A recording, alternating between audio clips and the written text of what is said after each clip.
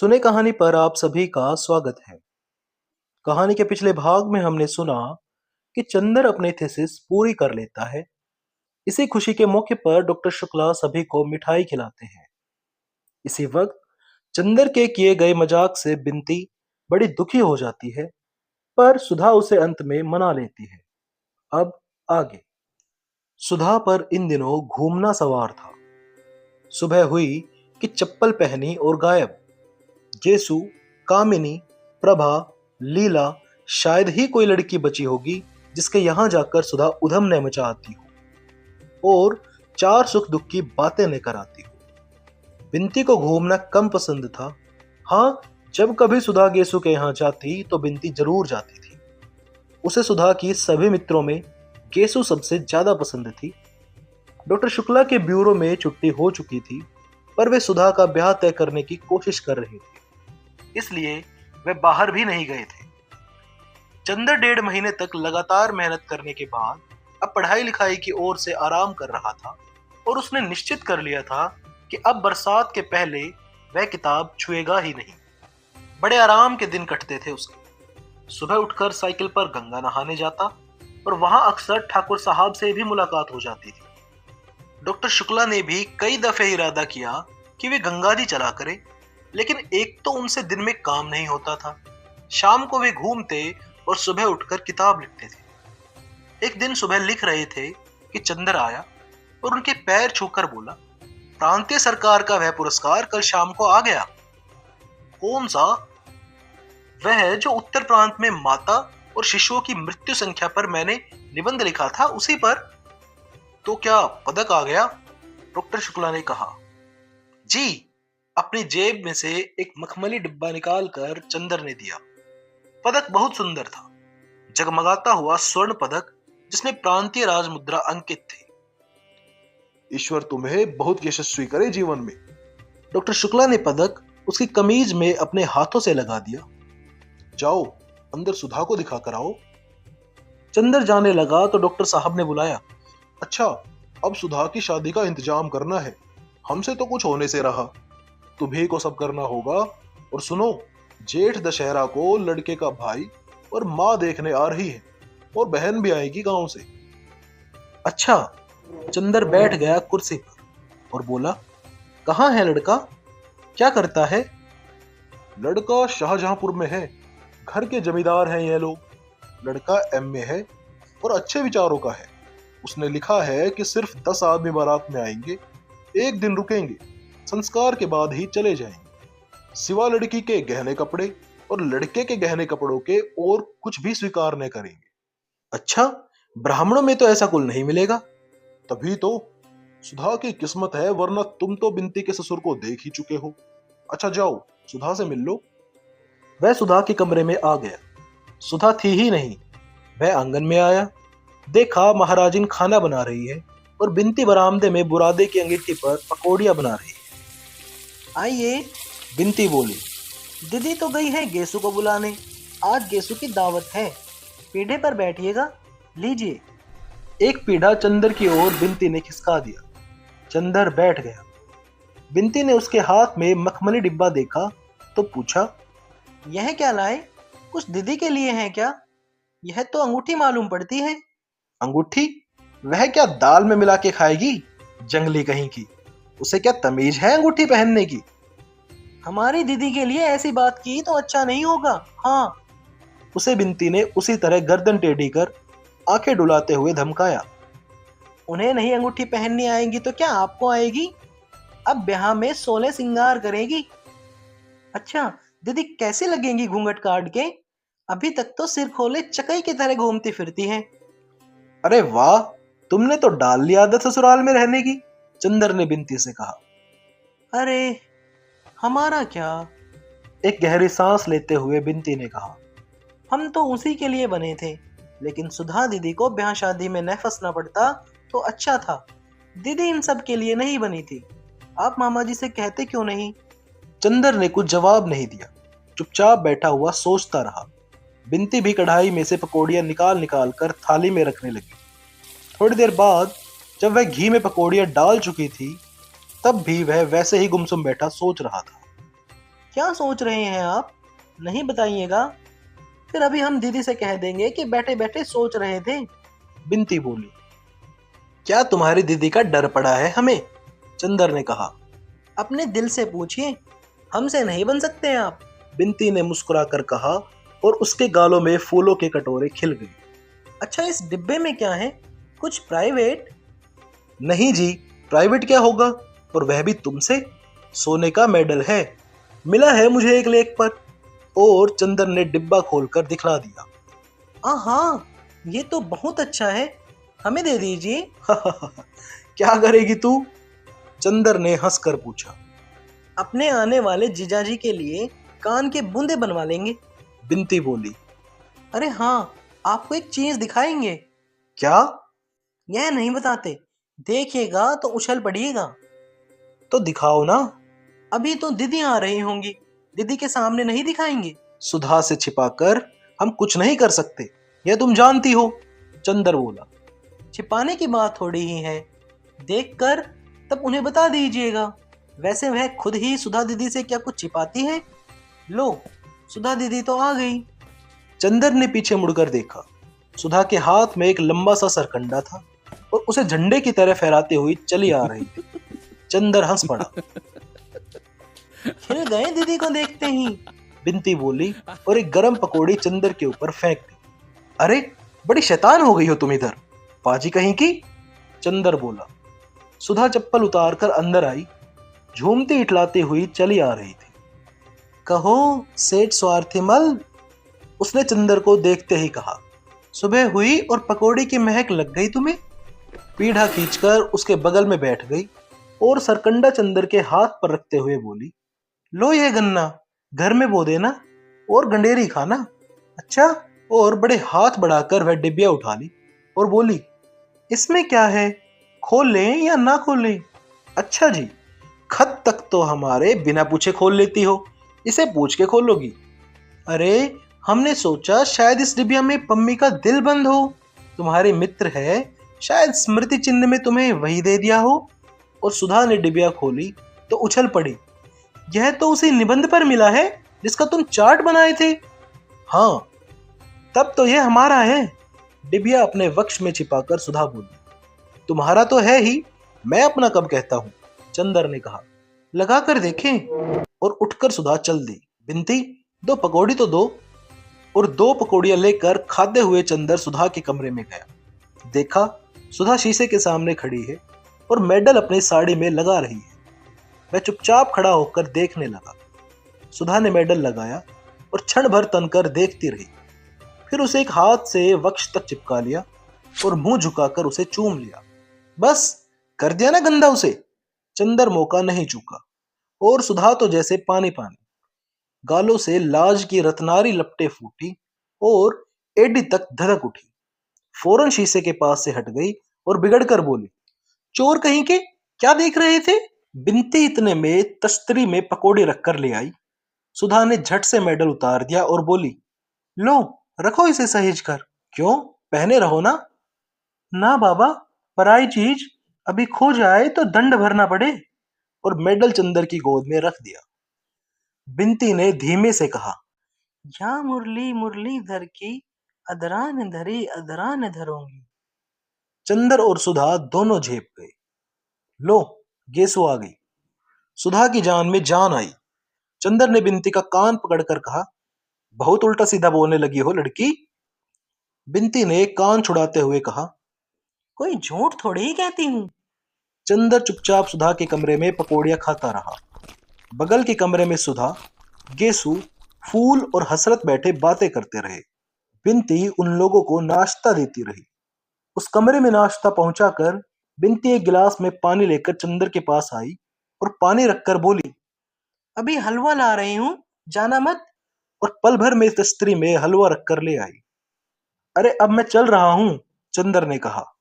अरे बैठो, अभी हम एक चीज दिखाएंगे, जरा गेसु से बात कराएं। बिनती बड़े भोले स्वर में बोली, आइए हसरत मियाँ। और पल भर में नन्हे मुन्ने से 6 वर्ष के हसरत मियाँ तंजेब का कुर्ता और चूड़ीदार पायजामे पर पीले रेशम की जैकेट पहनकर कमरे में खरगोश की तरह उछल आए। आदाब अर्श। बड़े तमीज से उन्होंने चंदर को सलाम किया। चंदर ने उसे गोद में उठाकर पास बिठा लिया। लो, हलवा खाओ हसरत। हसरत ने सिर हिला दिया और बोला, गेसू ने कहा था जाकर चंदर भाई से हमारा आदाब कहना और कुछ खाना मत, हम खाएंगे नहीं। चंदर बोला, हमारा भी नमस्ते कह दो उनसे जाकर। हसरत उठ खड़ा हुआ। हम कह आए। फिर मुड़कर बोला, आप तब तक हलवा खत्म कर देंगे? चंदर हंस पड़ा। अरे नहीं, तुम्हारा इंतजार करेंगे। जाओ। हसरत सिर हिलाता हुआ चला गया। इतने में सुधा आई और बोली, गेसु की गजलें सुनो यहाँ बैठकर। आवाज आ रही है ना? फूल भी आई है, इसलिए गेसु तुम्हारे सामने नहीं आएगी, वरना फूल अम्मी जान से शिकायत कर देंगी। लेकिन वह तुमसे मिलने को बहुत इच्छुक है। अच्छा, यहीं से सुनना, बैठे बैठे। ठीक? सुधा चली गई। गेसु ने गाना शुरू किया, बहुत महीन, पतली लेकिन बेहद मीठी आवाज में, जिसमें कसक और नशा दोनों घुले मिले थे। चंदर एक तकिया टेक कर बैठ गया और उनींदा सा सुनने लगा। गजल खत्म होते ही सुधा भाग कर आई। कहो, सुन लिया ना? और उसके पीछे पीछे आया हसरत और सुधा के पैरों में लिपट कर बोला, सुधा, हम हलवा नहीं खाएंगे। सुधा हंस पड़ी। पागल कहीं के, ले खा। और उसके मुंह में हलवा ठूस दिया। हसरत को गोद में लेकर वह चंदर के पास बैठ गई और गेसु के बारे में बताने लगी। गेसु गर्मियां बिताने नैनीताल जा रही है। वहीं अख्तर की अम्मी भी आएंगी और मंगने की रस्म वही पूरी करेंगी। अब वह पढ़ेगी नहीं। जुलाई तक उसका निकाह हो जाएगा। कल रात की गाड़ी से जा रहे हैं ये लोग, वगैरह वगैरह। बिनती बैठी बैठी गेसु और फूल से बातें करती रही। थोड़ी देर बाद सुधा उठकर चली गई। तुम जाना मत, आज खाना यही खाना। मैं बिनती को तुम्हारे पास भेज रही हूँ, उससे बातें करते रहना। थोड़ी देर बाद बिनती आई। उसके हाथ में कुछ था जिसे वह अपने आंचल में छिपाए हुई थी। आई और बोली, अब दीदी नहीं है, जल्दी से देख लीजिए। क्या है? चंदर ने ताजुब से पूछा। जीजा जी का फोटो। बिनती ने मुस्कुराकर कहा और एक छोटी सी बहुत कलात्मक फोटो चंदर के हाथ में रख दी। अरे, यह तो मिश्र है, कॉमरेड कैलाश मिश्र। और चंदर के दिमाग में बरेले की बातें, लाठीचार्ज, सब कुछ घूम गया। चंदर के मन में इस वक्त जाने कैसा लग रहा था।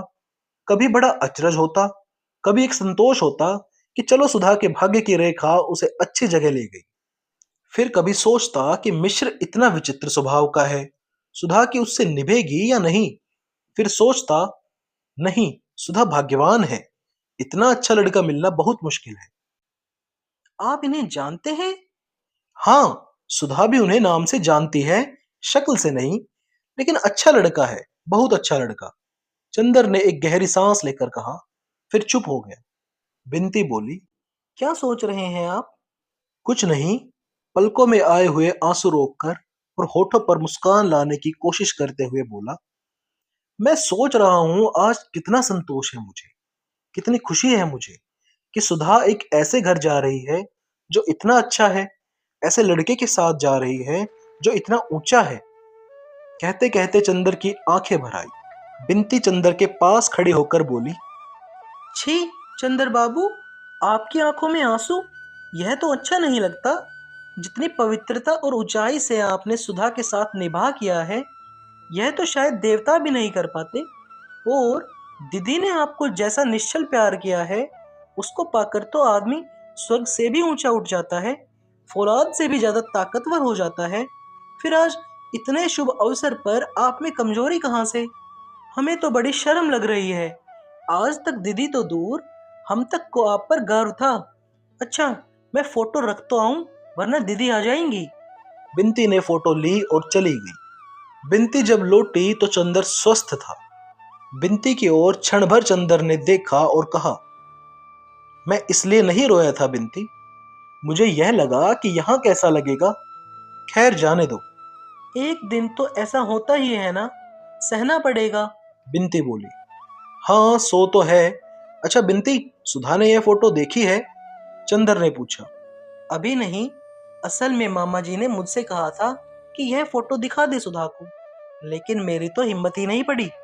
मैंने उनसे कह दिया कि चंदर आएंगे तो दिखा देंगे, आप जब ठीक समझे तो दिखा दें।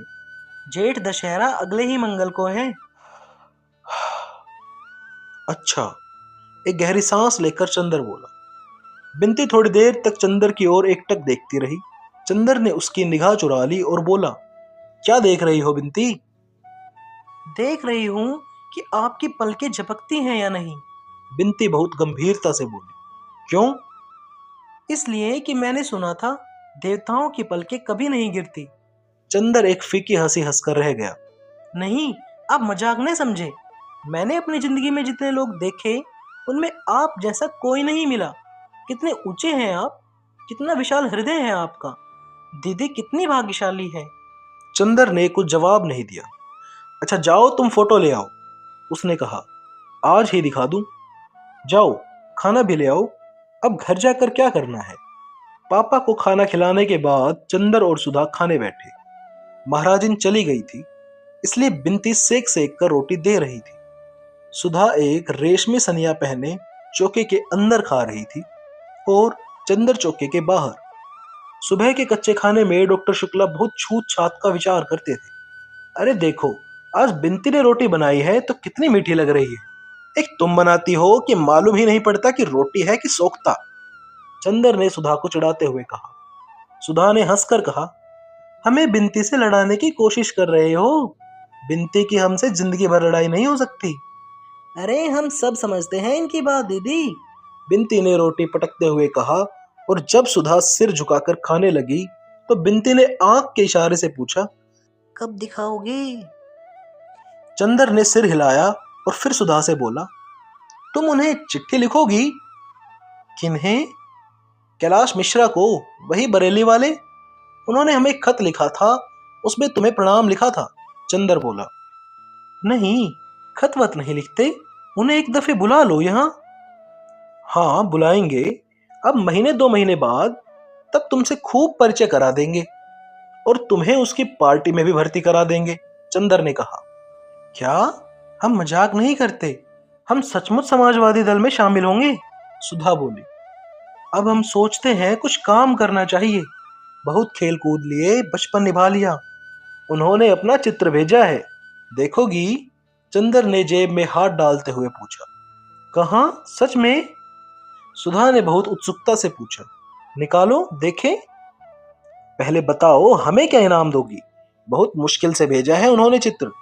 चंदर ने कहा। इनाम देंगे इन्हें, सुधा बोली और झट से झपट कर चित्र छीन लिया। अरे छू लिया चौके में से, बिनती ने दबी जबान में कहा। सुधा ने थाली छोड़ दी। अब छू गई थी वह, अब खा नहीं सकती थी।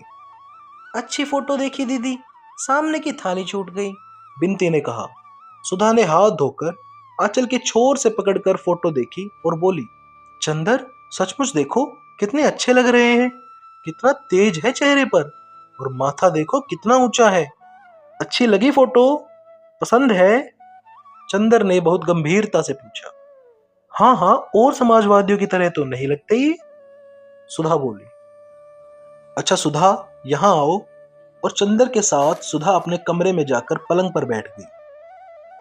चंदर उसके पास बैठ गया और उसका हाथ अपने हाथ में लेकर उसकी अंगूठी घुमाते हुए बोला, सुधा एक बात कहें, मानोगी? क्या? सुधा ने बहुत दुलार और भोलेपन से पूछा। पहले बता दो कि मानोगी ना? चंदर ने उसकी अंगूठी की ओर एक टक देखते हुए कहा। फिर हमने कभी कोई बात टाली है तुम्हारी?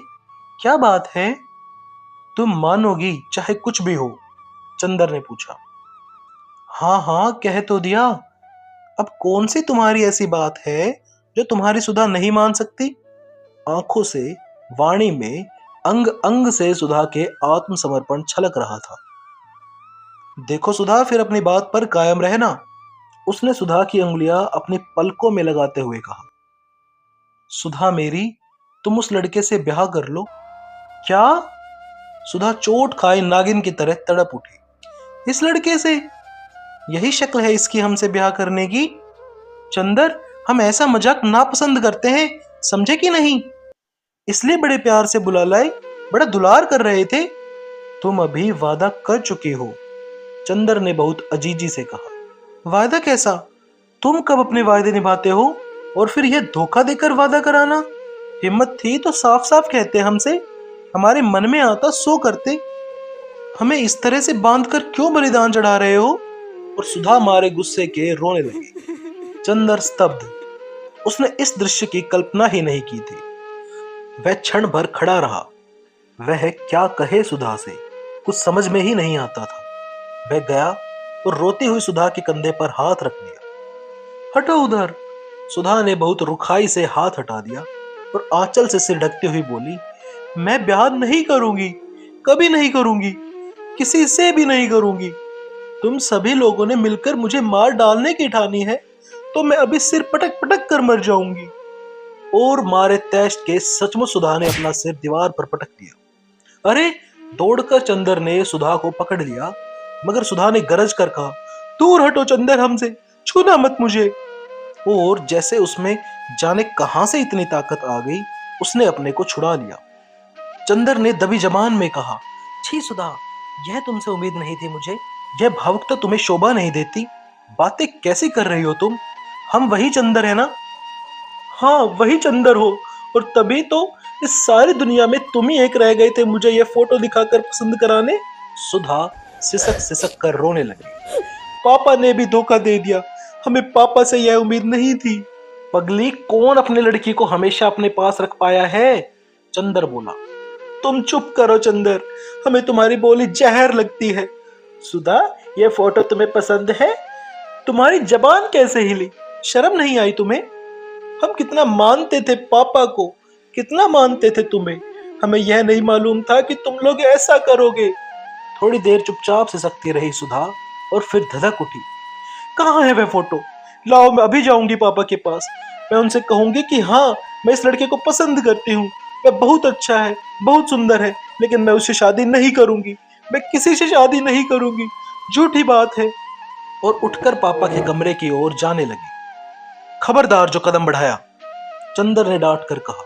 बैठो इधर। मैं नहीं रुकूंगी, सुधा ने अकड़ कर कहा। नहीं रुकोगी?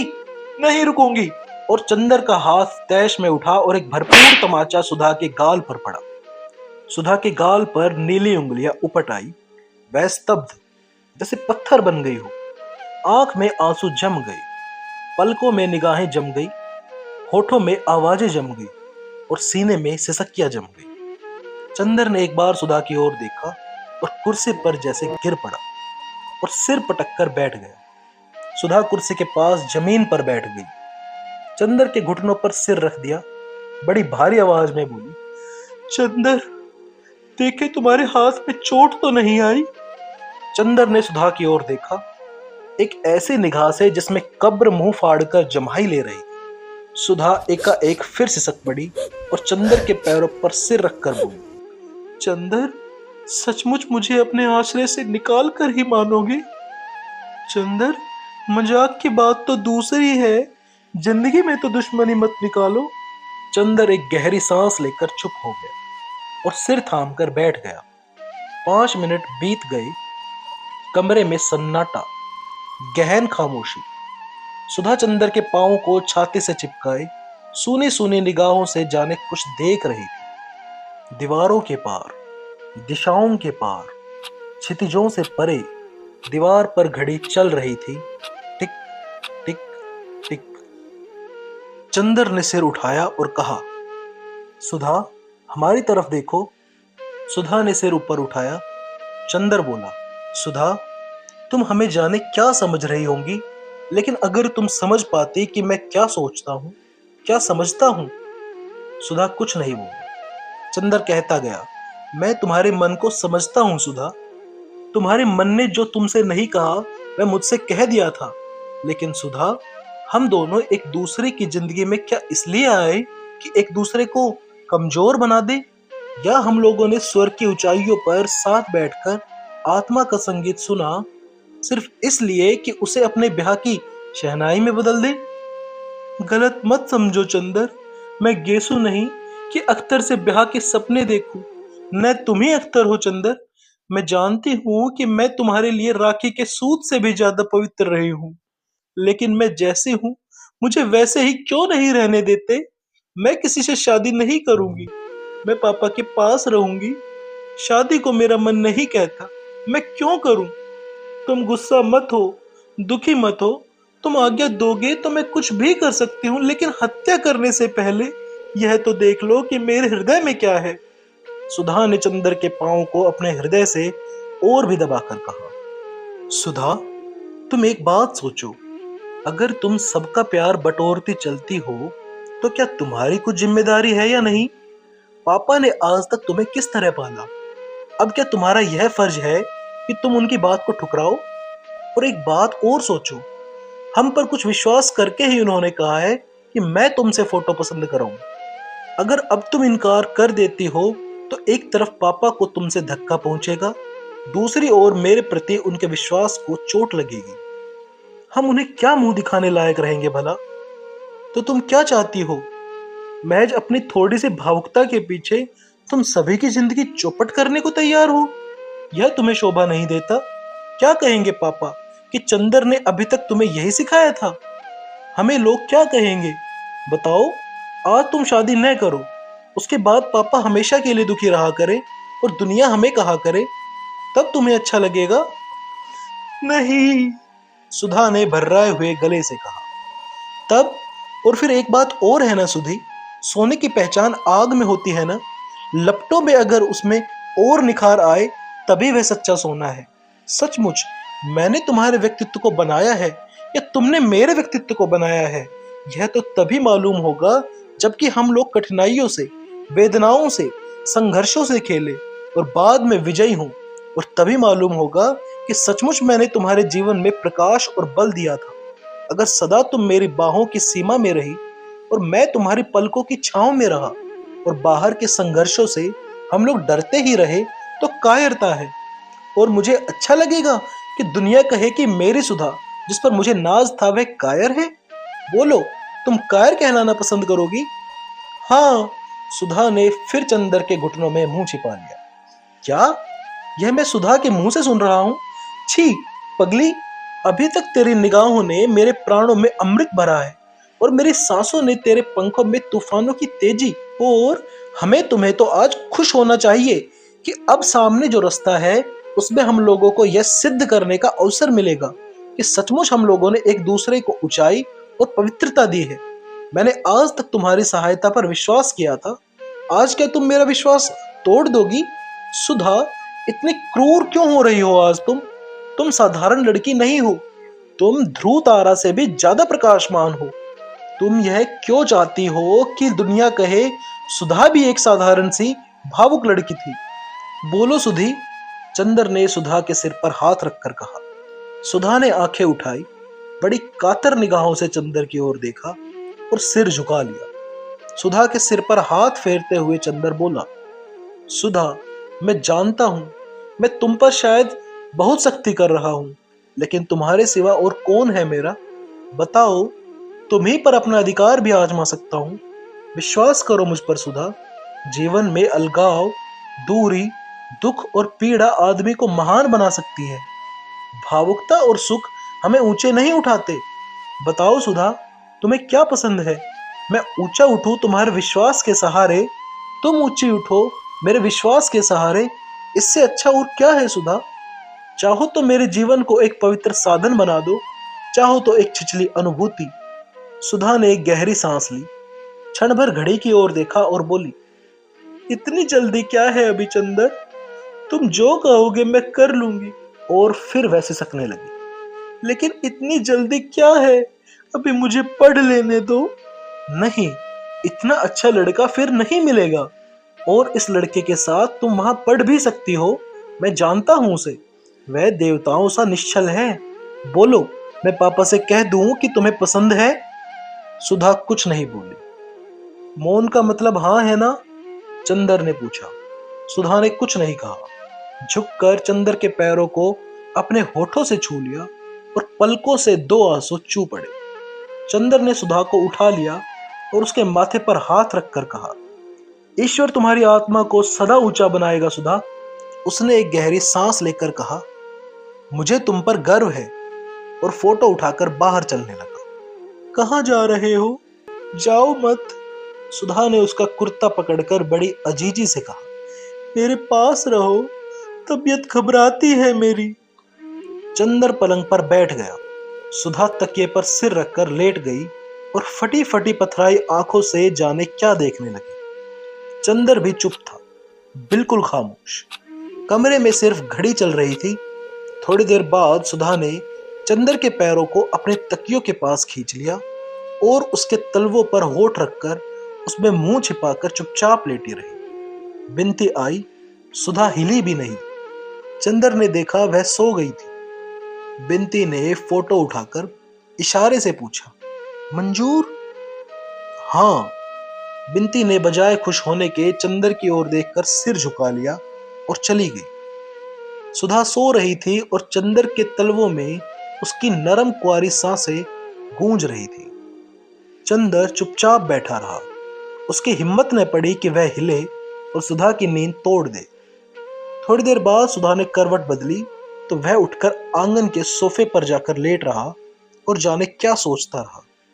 जब उठा तो देखा धूप ढल गई है और सुधा उसके सिरहाने बैठी उसे पंखा जल रही है।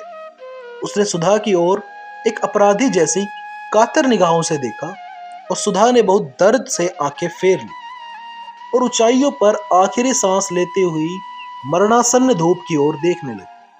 चंदर उठा और सोचने लगा तो सुधा बोली, कल आओगे कि नहीं? क्यों नहीं आऊंगा? चंदर बोला।